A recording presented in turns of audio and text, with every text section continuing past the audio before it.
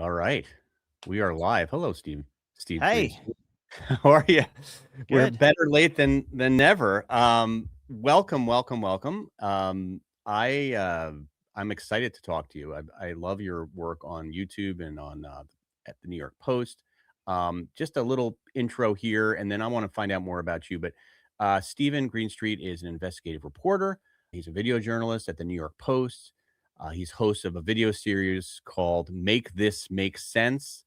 Really fun series. And before this all, he was a documentary filmmaker. Very cool.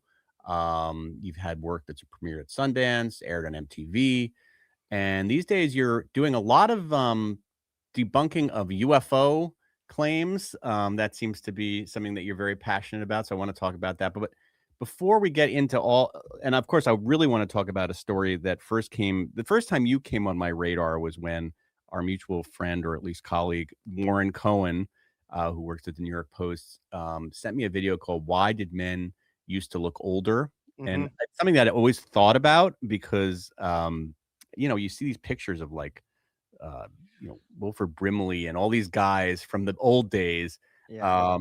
Richard Dreyfuss in Jaws is like 26 years old. I mean, it's crazy. And I always wondered, like, what's happened here? But anyway, so we're going to get into that. We're going to talk about UFOs. I know your time is tight, but before we get started, I always like to hear a little bit of the backstory about how somebody got into, doing what they're doing and kind of where you came from and how you ended up doing what you do. So tell me a little bit. I know you're from Utah originally, born in a Mormon family, correct? That's correct. I grew up Mormon. My parents were converts to the Mormon church and grew up culturally, religiously Mormon. Yeah. That's interesting. Are you still Mormon? No, I left the church, started leaving the church, I guess, in 2004 and officially left around 2006. Yeah. Okay. It's been a while. It's probably a whole separate podcast about why you left and all that stuff. Yeah, and in a way, it mirrors my experience with UFOs in a Oh, lot of yeah. ways. Because I started kind of like believing this stuff, the stories that were coming out in the New York Times and the mainstream media, and the claimants therein, the people who were telling these stories. I initially credulously kind of like was into it, Mhm. and believed it and thought something was happening, and then that world came crashing down around me in 2021 when I got a hold of a document that not many people had, a DoD document. And within this document were contradictions to the official story, just straight up like the polar opposite of what was being claimed publicly. Like in this document, I was like, wait a minute, what? And that started my process of going back and relooking at the evidence and asking questions again. And that ultimately led me to realizing that the whole thing was a sham, Mhm. and me going like, oh, I got to start over here. So when I left the Mormon church, it was a lot of the same thing. I started asking basic questions, both theological questions and like logical questions that Right. could that no one had answers to. And I was like, wait a minute, what? And so I started really looking into it, and ultimately led to me, just leaving the church. Yeah. Yeah. So it's sort of like you definitely take more of a science kind of evidence-based approach, right? For a lot of these beliefs in UFOs, beliefs in Mormon, there's a lot of having to kind of believe stories that don't really add up factually when you really Yeah. And dissect I them. just, I'm a guy that has always been, I either do it 100% or I'm not doing it, like I'm Yeah. either all in or I'm all out. And with the Mormon church, it's one thing to be a little kid in the Mormon church, but when I became an adult, I was like, wait, is this going to be my life now? Like, if it is, I want to give it all, my all. I want to do 100%. And so I started asking basic questions, and um Those yeah. you were not getting answers that made any sense. Like Yeah, what? and then, I started digging into, for example, Joseph Smith, the founder of the Mormon Church, and his background and history, and realizing like before the Mormon Church, he was like, taken to court for fraud. He was Yeah. defrauding businessmen. He was claiming he had magic powers, psychic powers, and he was duping businessmen. It was like, give me money and hire me, and I'll go find gold for you, or I will use my divining powers to find treasure for you and stuff. And he was eventually taken to court because obviously he wasn't finding treasure. um, and yeah, there's court documents. There's a history there of behavior of false claims, of claiming magic and stuff like that. And so I was like, well, wait a minute, like, Yeah, and then this is and not then it. and then and then he claims God spoke to him. It's like, okay, come on. Yeah, why do I have to believe this guy? Well, it seems Right. like a lot of your work is based on, debunk like, it starts with a conspiracy theory, and conspiracy theories, and then you kind of looking a little bit deeper into what, what the facts really are. Because conspiracy theories are very good at, like, having, like, some things that are a little bit true, but don't really add up when you really dig in. And I is that kind of a fair assessment? Yeah, it's kind of like conspiracy theories thrive with amid question marks, right? You're not Yeah, going to find a lot of conspiracy theories with obvious thing. The sky's blue, right? So the yeah, conspiracy theory that it's red isn't going to go too far. But where there are question marks, this is where this murky area where conspiracy theories thrive. And because people they don't like question marks. People don't like not knowing. They want to yeah. know. So they just People start hate coming up. ambiguity, including me. I hate ambiguity, but I don't believe a lot of conspiracy theories. But I know that people want easy answers, right? Or simple kind of black and white answers to things. Ideally, but answers at all is what people seek. And so they Yeah. start just filling in, and grifters and charlatans know this and will come up with the most enticing answers and sell those answers. They'll build whole careers over being the guy with the answers, right? Right. And what better answers than to say, well, hey, I understand God, in the case of Mormons, like I understand the nature of God and death and all these questions that are really, very impossible to answer. Oh, and then in the case of UFOs, like, you know, yeah, there are UFOs, right? These are questions that we haven't been able to answer, and we don't really know and might not know the answer to in our lifetime, right? But then that's when the conspiracy theorists can come in and say, well, there are some answers, I think, if Mhm. you look at this thing and if you look at that thing, yeah, like Right. And little pieces of the truth, yeah, well, possible. the big revelation that came out the last year is that it's not just like citizens, it's the US government itself who has been promoting Yeah, alien stories, creating alien stories, and allowing rumors to fester. I mean, the Wall Street Journal did a huge two-part front page story on this, that the government, to cover up their own top secret programs or a multitude of reasons, has been the source of a lot of this stuff.